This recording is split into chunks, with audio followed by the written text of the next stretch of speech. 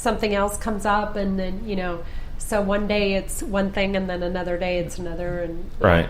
But you get this composite, sure, of that whole year. Right on. And so, so you have the work up at Kirk Hopper, and do you have any other shows coming up soon? Well, I am working on possibly doing something with Blue Star in San Antonio, right? In the fall, and that I'll know pretty soon. And I have a confirmed show at Texas Wesleyan University. They have this fairly newish space. It was an old firehouse that got turned into. I don't know if you've been out to. No, I haven't. It's called the Bernice Coulter Templeton Gallery. I think she's the woman who donated to have this gallery created there, and it's been annexed to part of the main, not the art building, maybe one of the administration buildings, but it's a really beautiful space. So I've got that show comes up in October, and it is called Southern Gothic. Okay. And that's, again, trying to organize themes, taking works that I think. So it's going to be a one-person show? Nice. Yeah, and I'm going to try to use that space as an opportunity to expand on these sort of three-dimensional works. So I'm printing some things on fabric and playing around with that. So it'll be exciting. It's fun. Yeah. Awesome. Yeah. And so how can people keep track of you?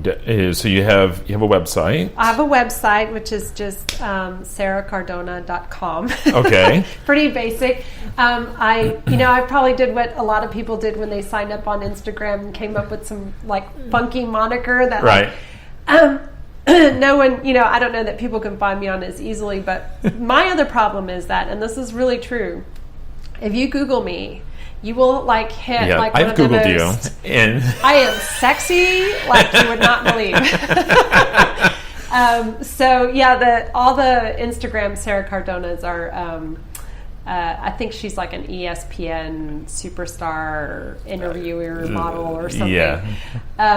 But I am on Instagram under Tinta Seca, which means dry ink, because I started it back when I was doing my little dry ink drawings.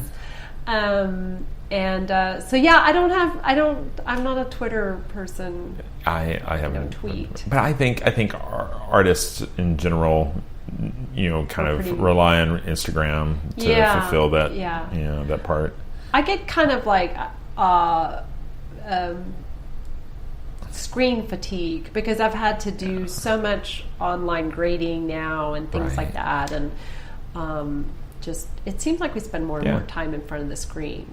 So exactly what courses are you teaching? Are you still just doing art appreciation and things I just or does it change every year? No. So here's the thing: is mostly had been teaching humanities classes and variants of that, and they did change from year to year. I actually just recently left Richland, so I'm no longer going to be teaching. That was a decision I took because I have moved sort of back into arts administration. I'm doing a lot of grant writing and working for Teatro Dallas, which is it's actually my mother's theater, but she is transitioning out. She's going back and forth from Mexico now, and they're sort of in the process of changing and adding staff.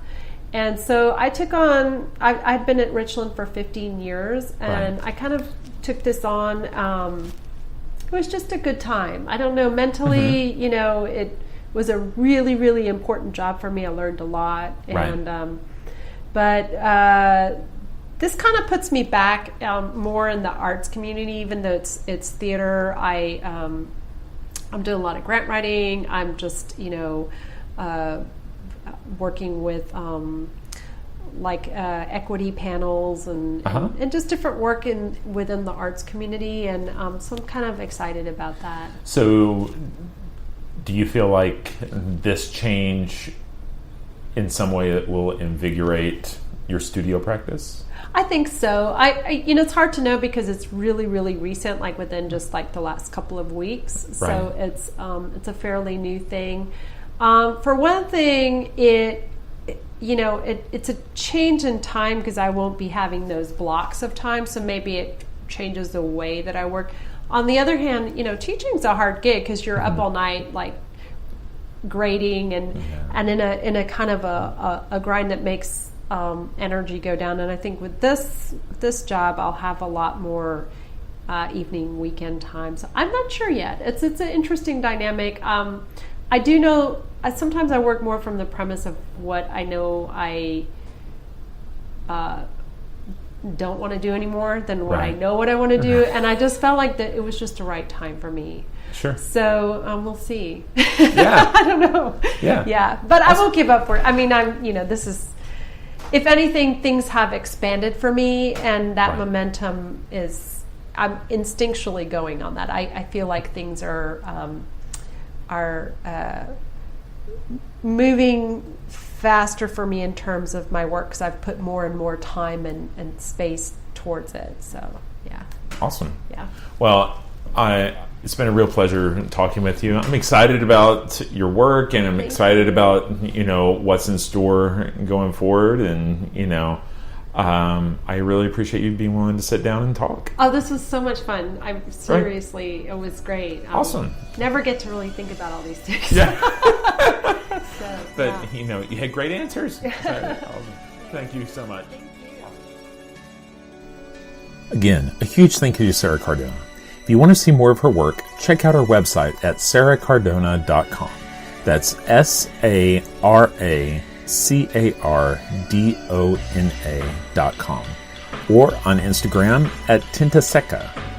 That's at TI, N as in Nancy, TASECA. I know there are lots of podcasts out there, so thanks for listening to this one. Outside of New York is a weekly podcast. As always, you can listen to the show on Apple Podcasts, iTunes, Google Play, Stitcher Radio, Spotify, or your favorite podcast app. If you enjoyed this podcast, be sure to subscribe, and while you're there, please rate the show and leave a quick review. Your feedback is the key to other folks finding us. If you prefer to go straight to the source, you can catch a new episode each week at outsideofnewyork.com, where new talks normally drop on Sunday evenings. Outsideofnewyork.com is a great place to check out past episodes and see images from each of our conversations. If you're interested in learning more about my art, you can visit my website at craiggould.com. That's CraigGould.com. Or check me out on Instagram at CraigGouldArt. And lastly, Outside of New York is a commercial-free, listener-supported program. Podcasts have a number of ongoing costs, like paying for a place to store and host all the episodes, or the cost of hitting the road to interview artists who don't exactly live down the street. So, if you want to make sure we stick around, you can support us by making a donation through Patreon. Patreon is a platform that allows patrons to provide financial support in the form of a one-time payment or monthly donations of as little as $1. Visit patreon.com/outside of New York, or just look for the link at outsideofnewyork.com. Thanks again, and have a great week.